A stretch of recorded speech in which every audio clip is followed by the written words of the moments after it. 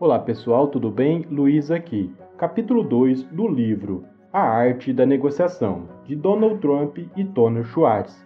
Antes de iniciarmos o capítulo 2, inscreva-se no canal, ative o sino de notificação e deixe aquele like. Capítulo 2 As Cartas de Trump. Os elementos da negociação. Meu estilo de negociar é bem simples e direto. Miro bem alto e daí fico insistindo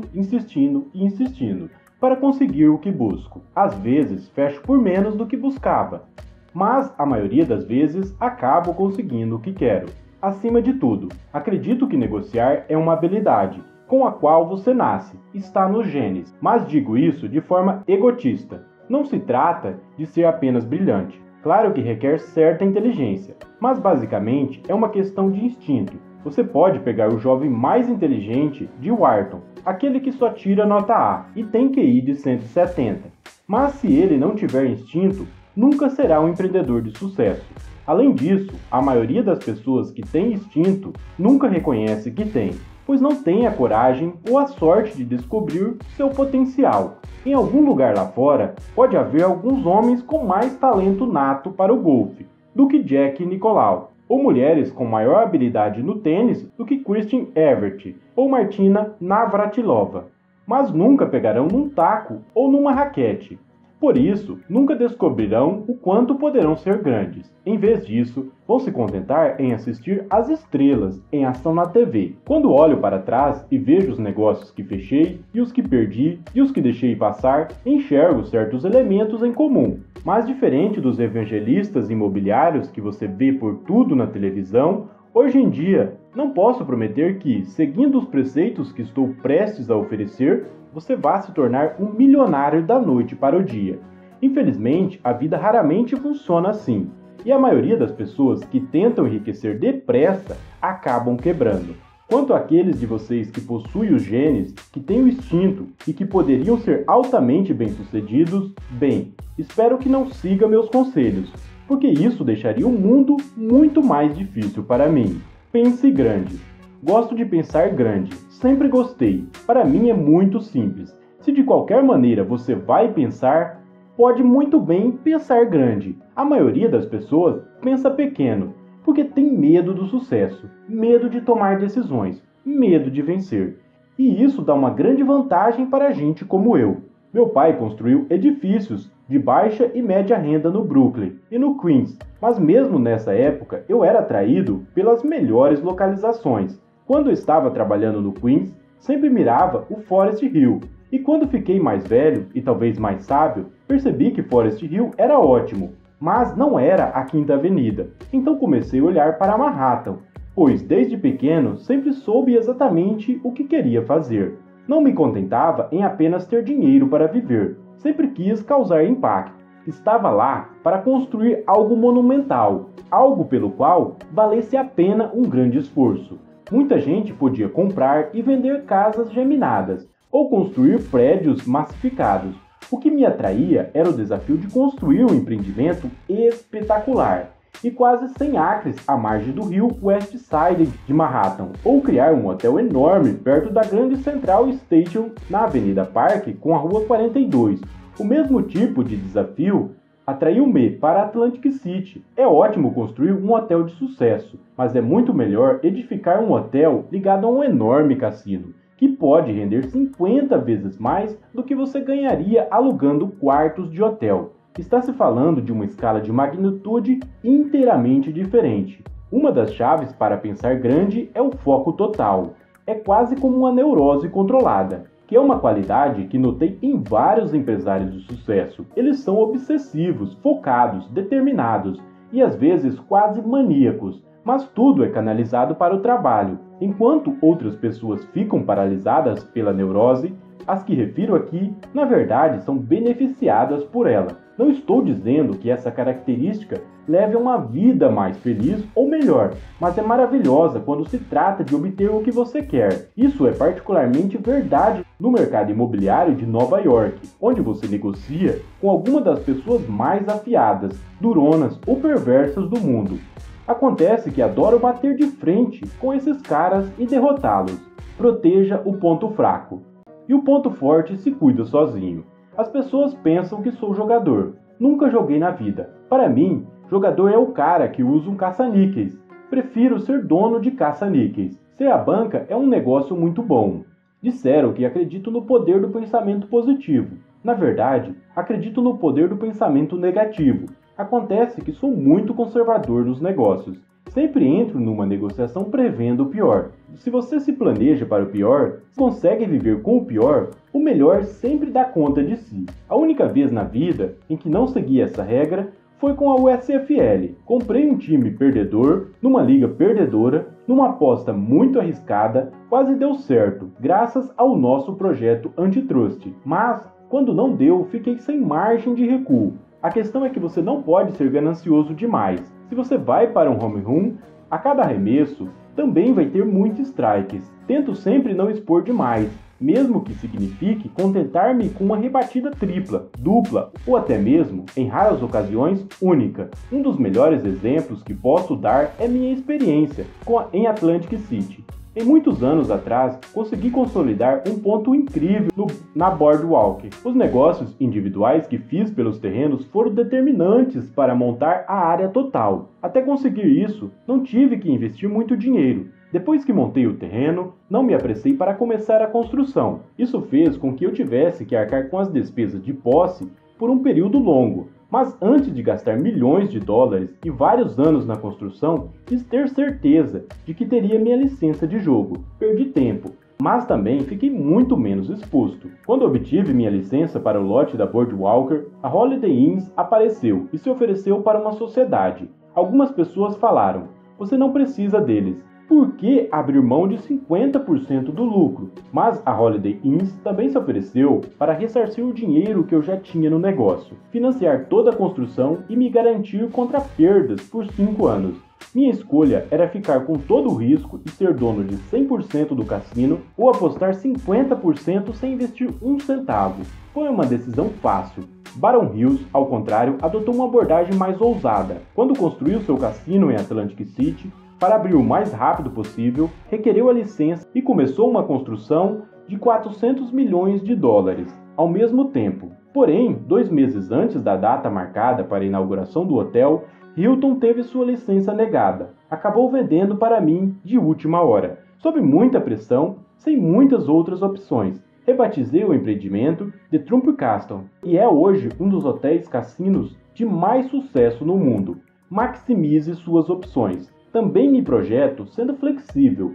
Nunca me apego demais a uma negociação ou uma abordagem. Para começar, mantenho muitas opções em aberto, pois a maioria das negociações dá em nada, não importa o quanto pareçam promissoras no início. Além disso, uma vez fechado o negócio, sempre penso em pelo menos meia dúzia de abordagens para fazer dar certo, pois tudo pode acontecer, até com os planos mais bem traçados. Por exemplo, se não tivesse conseguido as aprovações que queria para Trump Tower, poderia construir um prédio de escritórios e ficaria muito bem. Se tivesse negado minha licença em Atlantic City, eu poderia ter vendido o terreno que montei para alguns outros operadores de cassino com um bom lucro. Talvez o melhor exemplo que possa dar é a primeira negociação que fiz em Manhattan. Tive a opção de adquirir o pátio da Central Penn, na Rua 34 Oeste. Minha primeira proposta era construir moradias de classe média no local, com financiamento do governo. Infelizmente, a cidade começou a ter problemas financeiros e o dinheiro para a habitação pública secou de repente. Não fiquei muito tempo sentindo pena de mim mesmo. Em vez disso, troquei para minha segunda opção e comecei a promover o terreno como ideal para um centro de convenções. Levou 2 anos de insistência e promoção, mas no fim a cidade designou meu terreno para o centro de convenções e ele foi construído ali. Claro que, se não tivesse escolhido meu lote, eu teria elaborado uma terceira abordagem. Conheça seu mercado. Algumas pessoas têm noção de mercado, outras não. Spielberg tem. Lee Iacocca, da Charles Lee, tem. E também Judith Quest, da maneira dela. Woody Allen tem em relação ao público que se interessa em atingir, assim como Sylvester Stallone. Na outra ponta do espectro, algumas pessoas criticam Stallone, mas é preciso dar-lhe crédito. Afinal, é um homem de apenas 41 anos e já criou 2 dos maiores personagens de todos os tempos, Rocky e Rambo. Para mim, é um diamante bruto, um gênio puramente por instinto, sabe o que o público quer e dá isso. Gosto de pensar que tenho esse instinto, por isso não contrato muitos analistas de mercado e não confio em pesquisas de mercado sofisticada. Faço as minhas próprias pesquisas e tiro as minhas próprias conclusões. Levo muita fé em perguntar a opinião de todo mundo antes de tomar uma decisão. É um reflexo natural. Se estou pensando em comprar uma propriedade, pergunto aos moradores da área o que eles acham da escola, da criminalidade e das lojas. Quando estou em outra cidade e pego um táxi, sempre faço perguntas ao motorista. Pergunto sem parar, até começar a ter pressentimento de alguma coisa. E é aí que tomo uma decisão. Aprendi muito mais conduzindo minhas pesquisas próprias e aleatórias com as melhores empresas de consultoria. Elas enviam uma equipe de Boston, alugam uma sala em Nova York e cobram $100.000 por um estudo detalhado. No fim, não há nenhuma conclusão e leva tanto tempo para ficar pronto que, se o negócio que você estava considerando era bom, já era há tempos. Outras pessoas que não levam muito a sério demais são os críticos, a não ser quando atrapalham os meus projetos. Na minha opinião, eles escrevem principalmente para impressionar uns aos outros e são tão influenciados por modismo quanto qualquer um. Numa semana, louvam os céus as torres de vidros despojadas. Na semana seguinte, redescobrem o vintage e celebram o detalhe e a ornamentação. O que quase nenhum deles tem é a percepção do que o público quer. Por isso, se esses críticos tentassem tornar-se construtores, seria um tremendo fracasso. Os críticos estavam céticos quanto à Trump Tower antes de ver ela construída, mas o público obviamente gostou. Não estou falando do tipo de pessoa que herdou dinheiro há 175 anos e mora na Rua 84 com a Avenida Park. Falo do italiano, endinheirado com uma esposa linda e a Ferrari vermelha. As pessoas, o público que busco, veio para a Trump Tower em massa. O engraçado com a Trump Tower é que acabamos tendo ótimas críticas de arquitetura. Os críticos não queriam falar bem porque ela representava várias coisas de que eles não gostavam na época. Mas no fim, o edifício era tão lindo que não tiveram escolha. Sempre sigo meu instinto, mas não vou negar. É sempre bom receber críticas positivas. Use sua vantagem. A pior coisa que você pode fazer numa negociação é parecer desesperado para fechá-la. Isso faz o outro cara farejar sangue. E aí você está morto. A melhor coisa que você pode fazer é negociar de uma posição de vantagem. E vantagem é a maior força que você pode ter. A vantagem é ter algo que o outro cara quer, ou ainda melhor, precisa, ou o melhor de tudo, simplesmente não pode viver sem. Infelizmente, nem sempre é o caso. Por isso a vantagem muitas vezes requer certa imaginação e técnica de venda. Em outras palavras, você tem que convencer o outro cara que é do interesse dele fechar o negócio. Em 1974, em uma tentativa de fazer a prefeitura aprovar minha negociação para a compra do Commodore Hotel na Rua 42 Leste, convenci os donos a tornar público que planejavam fechar o hotel. Depois de fazerem um anúncio, não me fiz de rogado em salientar para todo mundo que desastre um hotel fechado seria para a área da Grand Central e para a cidade inteira. Quando o conselho da Holiday Inns estava considerando se faria uma sociedade comigo, Atlantic City, eles foram atraídos porque pensaram que minha construção estava muito mais adiantada do que a de qualquer outro sócio potencial. Na realidade, não estava tão adiantado, mas fiz tudo o que pude, a não ser trabalhar na obra e, ao mesmo tempo, para garantir que meu cassino estava praticamente pronto. Minha vantagem veio de confiar uma impressão em que eles já estavam predispostos a acreditar. Quando comprei o pátio ferroviário na West Side, não chamei o projeto Television City por acaso e não escolhi esse nome porque acho bonito. Fiz isso para mostrar uma coisa: manter as redes de televisão em Nova York e a NBC em particular é algo que a prefeitura quer. Perder uma rede para Nova Jersey seria um desastre psicológico e econômico. Vantagem: não faça negócio sem isso. Melhore a sua localização.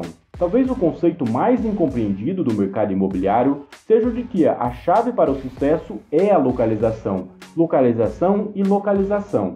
Geralmente isso é dito por gente que não sabe do que está falando. Primeiro, você não precisa necessariamente da melhor localização. Você precisa é da melhor negociação. Assim como pode criar vantagem, você pode melhorar uma localização mediante uma promoção e psicologia. Quando você tem a Rua 57 e a Quinta Avenida como localização, como é que a Trump Tower precisa de menos promoção? Mas, mesmo lá, dei um passo adiante, promovendo a Trump Tower como algo quase maior do que a vida. Em contrapartida, a Museu Tower, a 2 quadras, é construída em cima do Museu de Arte Moderna. Não foi bem promovida, nunca conquistou uma aura e nunca chegou nem perto do preço da Trump Tower.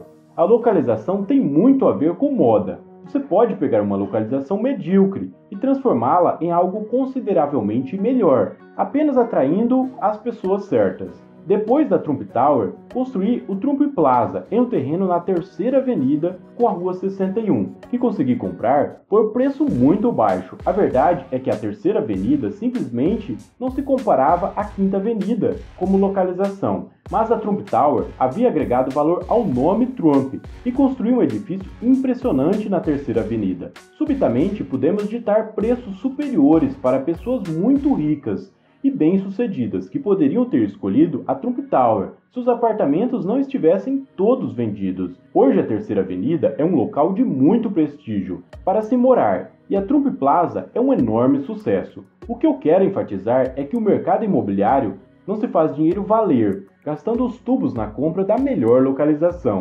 Você pode se dar mal fazendo isso, assim como pode também se dar mal comprando uma localização ruim, mesmo que por um preço baixo. O que você nunca deve fazer é pagar demais, mesmo que isso signifique abrir mão de um local muito bom, o que é apenas uma maneira sofisticada de enxergar a localização. Espalhe a notícia. Você pode ter o produto mais maravilhoso do mundo, mas se as pessoas não souberem disso, ele não valerá muito. Existem cantores nesse mundo com voz tão boa quanto a de Frank Sinatra, mas estão cantando na garagem, porque nunca ninguém ouviu falar deles. Você precisa gerar interesse e precisa criar entusiasmo. Uma das formas é contratar um pessoal de relações públicas e pagar um monte de dinheiro para que vendam o que você tem. Mas para mim, isso é contratar consultores de fora para estudar o mercado. Nunca é tão bom quanto fazê-lo você mesmo. Algo que aprendi sobre a imprensa é que estão sempre famintos por uma boa história, e quanto mais sensacional, melhor. Esta é a natureza do trabalho, e entendo. O fato é que, se você for um pouco diferente, ou um pouco escandaloso, ou fizer coisas que sejam ousadas ou controversas, a imprensa vai escrever sobre isso. Sempre fiz as coisas de um modo um pouco diferente. Não ligo para a controvérsia. E minhas negociações tendem a ser um tanto ambiciosas. Além disso, realizei muita coisa quando era bem jovem e escolhi viver um certo estilo. O resultado é que a imprensa sempre quis escrever sobre mim. Não estou dizendo que necessariamente goste de mim. Às vezes escrevem de forma positiva, às vezes negativa, mas do ponto de vista puramente de negócios, os benefícios de terem escrito sobre mim superam de longe os reveses. Na verdade, é bem simples. Se pega uma máquina inteira de New York Times para anunciar um projeto, isso pode custar $40 mil, e as pessoas ainda tendem a ser um pouco céticas quanto aos anúncios. Mas, se o New York Times publica até mesmo uma pequena reportagem moderadamente positiva sobre meus negócios, não gasto um tostão e vale muito mais do que os $40 mil. O engraçado é que mesmo uma reportagem crítica, que pode ser pessoalmente danosa, pode ser muito valiosa para seu negócio. A Television City é um exemplo perfeito. Quando comprei o terreno em 1985, muita gente, mesmo da West Side, não se deu conta de que aqueles 100 acres existiam. Aí anunciei que construiria o prédio mais alto do mundo no local. Na mesma hora, virou um evento de mídia. O New York Times colocou na primeira página. Don Harter anunciou no telejornal da noite e George Will escreveu uma coluna na New Read. Todo crítico de arquitetura deu sua opinião. Bem, como vários editoriais, nem todos gostaram da ideia do prédio mais alto do mundo. Mas o importante é que recebemos um bocado de atenção, e isso sim gera valor. Outra coisa que faço quando falo com o repórter é ser direto. Tento não os enganar, nem ficar na defensiva, porque é exatamente desse jeito que as pessoas se metem em encrenca com a imprensa. Em vez disso, quando um repórter faz uma pergunta difícil, tento formular uma resposta positiva, mesmo que signifique mudar a argumentação. Por exemplo, Se alguém me pergunta quais os efeitos negativos a construção do prédio mais alto do mundo poderia gerar para West Side, viro o jogo, dizendo que os nova-iorquinos merecem o edifício mais alto do mundo. Quando um repórter pergunta por que construo apenas para ricos, observo que os ricos não são os únicos a se beneficiar das minhas construções. Explico que dou trabalho para milhares de pessoas que, do contrário, poderiam estar no seguro-desemprego, o que aumenta a base tributária da cidade. Cada vez que construo um novo projeto, também destaco que os edifícios como a Trump Tower ajudarão a deflagrar o renascimento de Nova York. A última chave do meu jeito de fazer promoção é a bravata, e brinco com a fantasia das pessoas. Nem sempre as pessoas pensam grande, mas podem ser muito instigadas. Por que faz isso? Por isso, um pouco de hiperbole nunca faz mal. As pessoas querem acreditar que uma coisa é a maior, a melhor e a mais espetacular. Chamo isso de hiperbole verdadeira. É uma forma inocente de exagero e uma forma muito eficiente de promoção. Revide. Por mais que compense enfatizar o positivo, tem hora que a única alternativa é o confronto. Na maioria dos casos, sou de convivência muito fácil. Sou muito bom para as pessoas que são boas comigo. Mas quando me tratam mal ou de maneira injusta ou tentam tirar vantagem de mim, a atitude geral em toda a minha vida tem sido de revidar com força. O risco é piorar uma situação ruim, e certamente não recomendo essa abordagem para todo mundo. Mas minha experiência é de que, se você está lutando por algo em que acredita, mesmo que signifique afastar algumas pessoas no processo, geralmente as coisas ficam bem no final. Quando a prefeitura negou injustamente para a Trump Tower a redução fiscal padrão que todos os construtores estavam recebendo, lutei em 6 tribunais diferentes. Me custou muito dinheiro. Consideravam muito provável que eu perdesse, e as pessoas me disseram que politicamente eu só tinha a perder. Considerei que o esforço valeria a pena, não importa o resultado. Nesse caso, eu venci, o que foi ainda melhor. Então minha sócia no Hotel Cassino Trump Plaza, em Atlantic City, gerenciava um cassino cujo desempenho ficava continuamente entre os piores 50 cassinos da cidade. Lutei muito duramente contra eles e finalmente me venderam sua cota. Daí comecei a pensar em assumir de vez o controle da Holiday Inn. Mesmo que eu nunca partisse para o ataque, tem muita gente no meu encalço hoje. Um dos problemas de se tornar bem-sucedido é que o ciúme e a inveja sempre vêm na sequência. Tem gente, eu classifico as perdedoras na vida, que obtém seu senso de satisfação e realização tentando deter os outros. Se tivesse qualquer capacidade real, não estaria lutando comigo, estariam fazendo algo construtivo. Entregue o produto. Você não consegue enganar as pessoas, pelo menos por muito tempo. Você pode criar entusiasmo, fazer promoções incríveis e obter tudo que é tipo de mídia, e também injetar um pouco de hiperbole. Penso em Jim Carter. Depois que perdeu as eleições para Ronald Reagan, Carter veio me ver no escritório, disse que estava em busca de uma contribuição para a biblioteca Jim Carter. Perguntei quanto ele tinha em mente. Ele respondeu: Donald, eu apreciaria muito se você contribuísse com 5 milhões. Fiquei pasmo e nem respondi. Mas essa experiência também me ensinou uma coisa. Até ali, eu nunca tinha entendido como Jim Carter tornou-se presidente. A resposta é que, por menos qualificado que fosse para o cargo, Jim Carter tinha cara, peito e colhões para pedir algo extraordinário. Essa capacidade ajudou-o a se eleger presidente, mas aí é claro que o povo americano sacou bem rapidamente que Carter não conseguia fazer o trabalho, e ele perdeu de lavada quando concorreu à reeleição. Ronald Reagan é outro exemplo. É tão impecável e eficiente como artista que conquistou por completo o povo americano. Somente agora, 7 anos mais tarde, as pessoas estão começando a se questionar se existe coisa por baixo daquele sorriso. Vejo as mesmas coisas em meus negócios, e está cheio de gente que tem lábia, mas não cumpre o que diz. Quando a Trump Tower se tornou um sucesso, muitos construtores tiveram a ideia de imitar nosso átrio e pediram aos seus arquitetos que fizessem um projeto. Os desenhos chegavam e começavam a orçar o custo da obra, e descobriram que aquelas escadas rolantes de bronze custaria $1 milhão a mais, a cascata custaria $2 milhões e o mármore custaria muitos milhões a mais. Viu que aquilo tudo acrescentava muitos milhões de dólares a mais. E de repente, esses grandes ambiciosos decidiam: bem, vamos esquecer do átrio. No fim, o dinheiro sempre fala. Tenho sorte, pois trabalho em um nicho muito especial, o topo do mercado.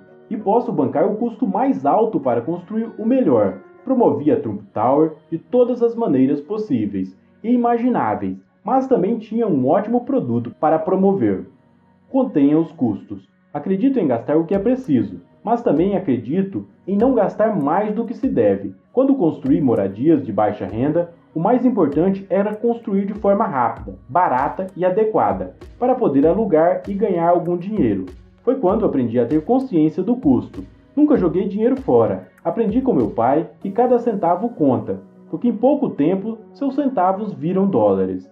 Até hoje, quando sinto que o empreiteiro está me cobrando em excesso, pego o telefone e reclamo, mesmo que seja por $5.000 ou $10.000. As pessoas me perguntam: por que se incomodar por causa de alguns poucos dólares?